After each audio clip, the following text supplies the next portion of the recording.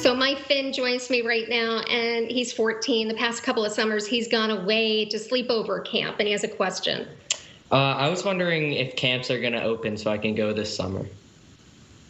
Yeah, good question, Mike. We're getting a lot of questions about camps and sports and school.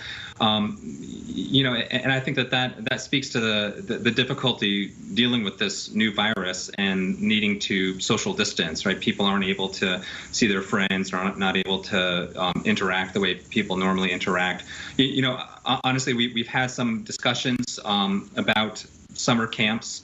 Certainly the sleepover type summer camps, I think, are probably unlikely to open this summer.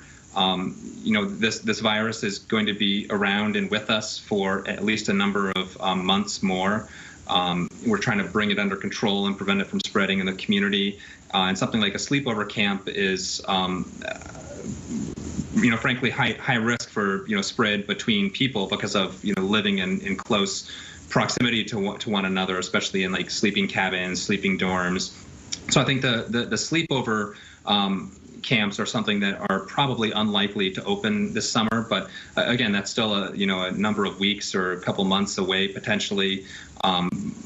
Whether there's some other type of camp that opens, like a day camp, I think we're still waiting to see how the spread of this virus progresses over the number of weeks, the next few weeks. But I think a sleepover camp is probably unlikely to happen this summer.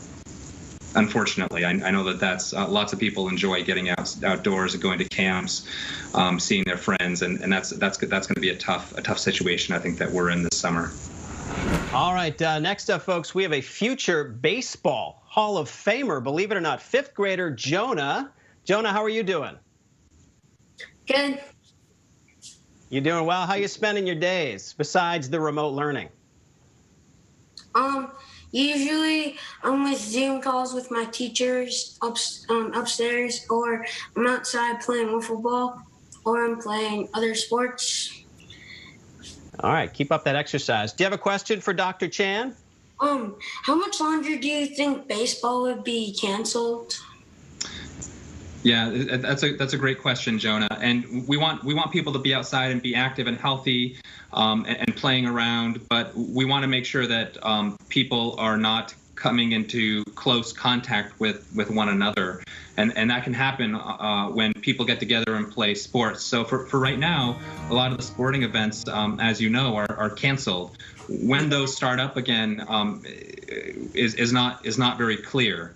They're not going to start up certainly in the next couple of months, but we're going to be watching how this virus spreads in New Hampshire and trying to make decisions to be protective of people so that we can stop the virus from spreading. But when team sports start up again is really difficult to say at this point. But we certainly want you outside and being active and healthy. We just want you to do it safely and keep a safe distance from other people to prevent this new virus from spreading between people. Thank you. So a lot of people have questions also about the vaccine, and I know that Allie has a question for you, Dr. Chan, about that. Yes. All right. So when would be the predicted time that we will have a vaccine for the virus, and how long will this vaccine last before needing another injection? Allie, those are excellent questions and something that I think we all want to know, myself included. So I don't have a perfect answer for you, but there are differences in how long vaccines work. Right? If you get a flu shot every year against the influenza virus, a different type of virus, and we recommend everybody does. If you get a flu shot every year, you'll notice that that's a vaccine that you need to get on a yearly basis. Partly because the virus changes over time and someone's protection against the influenza virus, decreases or what we call, the protection wanes over time. So whether a future coronavirus vaccine will be effective long term, or whether it's something that you're going to need to get potentially on a yearly basis, I don't think we know enough yet. Right now, we're in sort of this stage of trying to find a suitable vaccine, to try and find a vaccine that works. There are a number of different, what we call candidate vaccines, or a number of different options that are being studied right now. and that is a process that unfortunately takes some time.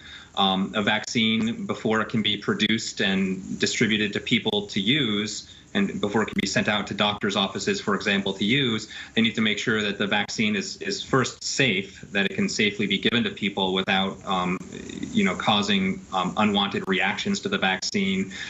We have to make sure that the vaccine works, right? That the vaccine causes or produces these protective antibodies that give someone protection from infection of this new coronavirus.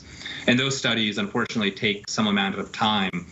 The initial time frame that the government was telling us, the federal government, like the Centers for Disease Control and Prevention and Dr. Fauci, who you might hear on TV, as some of these news conferences, was saying it could be 12 to 18 months away before we find a suitable vaccine. So I don't know exactly, but it's likely still a number of months away, assuming we can find a vaccine that works, and that's our hope.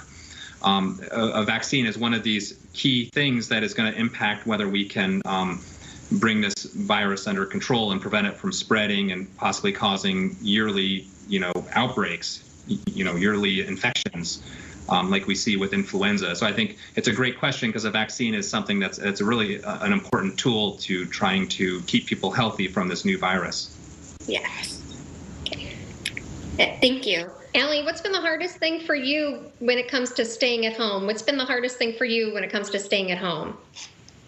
I would have to say just sitting here being very bored. It's not a lot going on, but. All right, Allie, thank you so much. So Dr. Benjamin Chan, the state epidemiologist, we want to say thank you so much for answering all of these questions. I would encourage you out there, be curious about this, continue to ask questions out there. Information continues to evolve each day. So the best thing you can do is ask, right? That's right. And, we keep on getting questions from everyone, adults, and we want to hear questions from kids as well. And we may just, be posing those to the doctor as we go along here. But thank you so much, doctor, for joining us tonight. Yeah, it's my pleasure, and I think this is important because it highlights the need to be talking to our kids about what's going on in our communities and helping to answer their questions and address their concerns, which may certainly be different from some of the questions and concerns we're hearing from adults. But I think there's a common theme out there of uncertainty, and we're working the best we can to try and get people back to their normal everyday lives. But unfortunately, I think this virus is going to be with us for a period of time longer. All right, be safe, everybody, and have a great night.